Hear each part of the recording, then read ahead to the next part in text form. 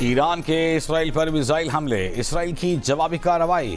اسرائیلی حملوں سے دارالحکومت تہران، کرج، اصفہان، کرمانشاہ اور تبریز میں دھماکے۔ اسرائیل میں تل ابیب اور حیفا میں دھماکوں کی گونج۔ اسرائیل نے ماس شہر میں پیٹرو کیمیکل کمپلیکس میں متعدد اہداف کو نشانہ بنایا۔ ایرانی حکام کی پلانٹ کو نقصان پہنچنے کی تصدیق۔ ایران نے جواب میں نواتم اور ٹیل نوف بیسز کو نشانہ بنایا۔ اسرائیلی میڈیا کے مطابق حملے میں کئی عمارتوں کو نقصان پہنچا۔ اسرائیلی فوج کا ایرانی اسٹریٹجک دفاعی سسٹمز پر بڑے پیمانے پر حملے کرنے اور متعدد مقامات پر فضائی دفاعی صلاحیتوں کو ختم کرنے کا دعویٰ۔ ایرانی پاسداران انقلاب کا کہنا ہے کہ ماس شہر میں پیٹرو کیمیکل صنعتوں کو نشانہ بنانے کے جواب میں حیفا میں صنعتوں کو نشانہ بنایا۔ اسرائیل نے تیل کی صنعتوں، غیر فوجی اہداف کو نشانہ بنا کر خطرناک کھیل شروع کر دیا ہے۔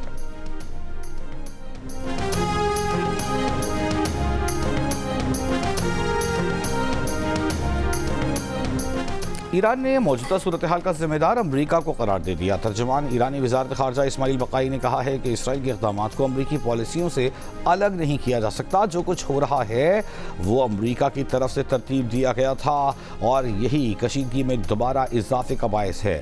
لبنان میں جنگ کا خاتمہ جنگ بندی معاہدے کا حصہ تھا۔ جب جنگ بندی کی ایک شق کی خلاف ورزی ہوتی ہے تو سفارتی ٹریک بھی متاثر ہوتا ہے۔ اسماعیل بقائی نے کہا کہ پاکستانی ثالث کے ذریعے امریکہ کے ساتھ پیغامات، مذاکرات کا سلسلہ جاری رکھے ہوئے ہیں۔ عمومی طور پر ہر طرح کے حالات میں سفارتی مشاورت جاری رہتی ہے۔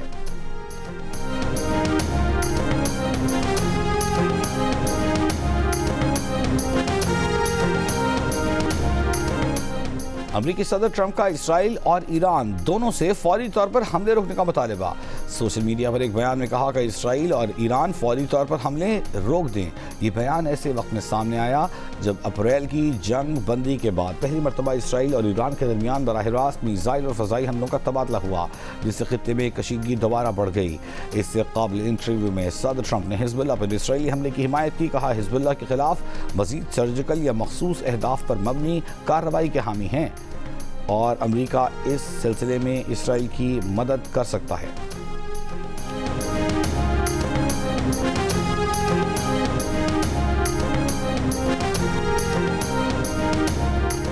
ایرانی وزیر خارجہ عباس عراقچی کی علاقائی صورتحال پر فیلڈ مارشل عاصم منیر اور ترک وزیر خارجہ حقان فیدان سے الگ الگ ٹیلی فون پر بات چیت۔ فرانسیسی اور قطری وزرائے خارجہ سے بھی رابطہ۔ اسرائیل کے خلاف ایرانی رد عمل اور خطے کی تازہ صورتحال پر گفتگو۔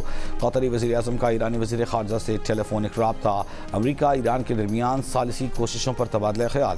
سعودی عرب اور قطری وزرائے خارجہ کو بھی ٹیلی فونک کیے، خطے کی تازہ صورتحال پر تبادلہ خیال۔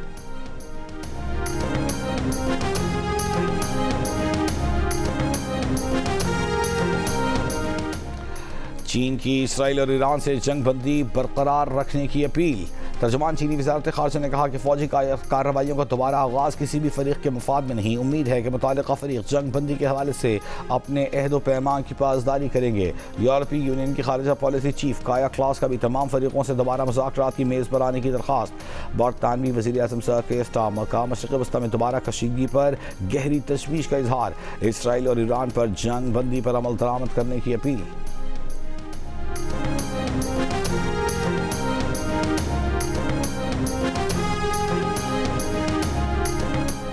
مشرق وسطی میں غیر یقینی صورتحال، عراق اور شام کی فضائی حدود مکمل بند۔ ایران کی مغربی فضائی حدود اور فلائٹ آپریشن بھی جزوی طور پر بند۔ عراق نے اپنی فضائی حدود 72 گھنٹوں کے لیے بند کر دیں۔ شام نے اپنی فضائی حدود سے اوور فلائنگ کی اجازت دینے سے انکار کر دیا۔ ایران نے اپنی مغربی فضائی حدود کو غیر معینہ مدت کے لیے بند کر دیا۔ تہران کے امام خمینی ایئرپورٹ سمیت کئی شہروں میں فضائی آپریشنز متاثر۔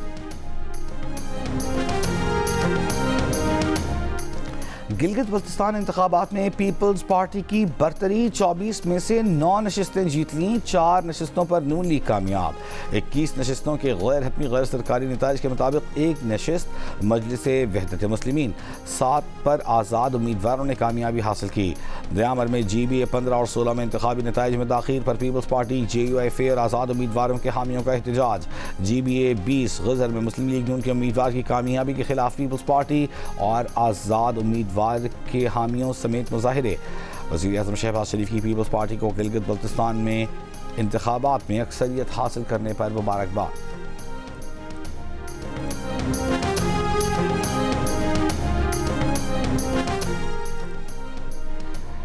آزاد کشمیر اور وفاقی بجٹ کے معاملے پر وزیر اعظم شہباز شریف اور بلاول بھٹو زرداری کے درمیان آج دو الگ الگ ملاقاتیں متوقع. ذرائع کے مطابق بلاول بھٹو وزیر اعظم سے ملاقات میں آزاد کشمیر کا معاملہ مذاکرات کے ذریعے حل کرنے پر قائل کرنے کی کوشش کریں گے. دوسری جانب وفاقی بجٹ پر بھی پیپلز پارٹی اور مسلم لیگ ن کے مذاکرات آج رات ایوان صدر میں ہوں گے. ذرائع کے مطابق وزیر اعظم وفد کے ہمراہ ایوان صدر میں اجلاس میں شرکت کریں گے.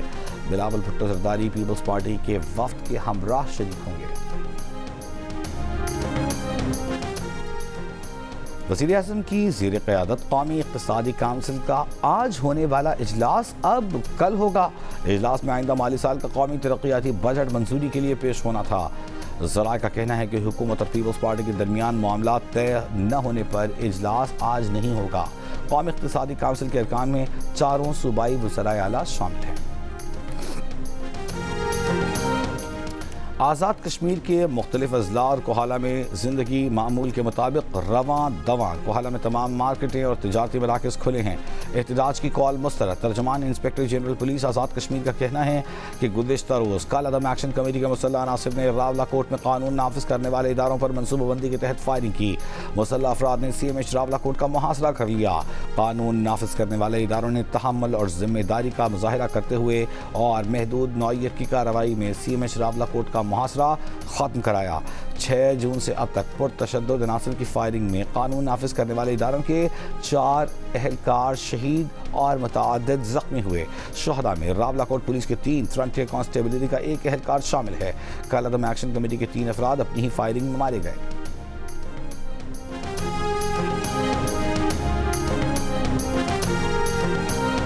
سپریم کورٹ نے تیزاب گردی کے مجرم عبدالمنان کی عمر قید کی سزا برقرار رکھی.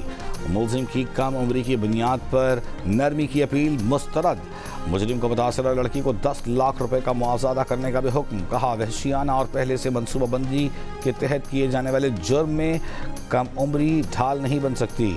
تیزاب کا حملہ قتل سے بھی زیادہ ہولناک جرم ہے. قتل انسان کو ایک بار ختم کرتا ہے. تیزاب کا شکار روز مرتا ہے, زندہ لاش بن جاتا ہے. سپریم کورٹ نے ہائی کورٹس کو تیزاب گردی کے کیسز کا ٹرائل ہر صورت 4 ماہ میں مکمل کرنے کی ہدایت کر دی. انتظامیہ کو عام شہریوں کو تیزاب کی کھلی فروخت پر مکمل پابندی عائد کرنے کا حکم. اور پاکستان کے فاسٹ بولر شاہین آفریدی کو ٹیسٹ کرکٹ سے باہر کرنے کا فیصلہ. اگلے ماہ دورہ ویسٹ انڈیز اور اس کے بعد انگلینڈ کے خلاف ہونے والی ٹیسٹ سیریز میں شاہین آفریدی کو شامل نہیں کیا جائے گا. ذرائع کے مطابق پی سی بی تھنک ٹینک کا موقف ہے کہ شاہین آفریدی فرسٹ کلاس کرکٹ کھیلے بغیر ٹیسٹ کرکٹ میں بہتر نتائج نہیں دے سکتے. شاہین کو بنگلہ دیش کے خلاف 2 ٹیسٹ کی سیریز کے دوسرے ٹیسٹ سے بھی ڈراپ کر دیا گیا تھا.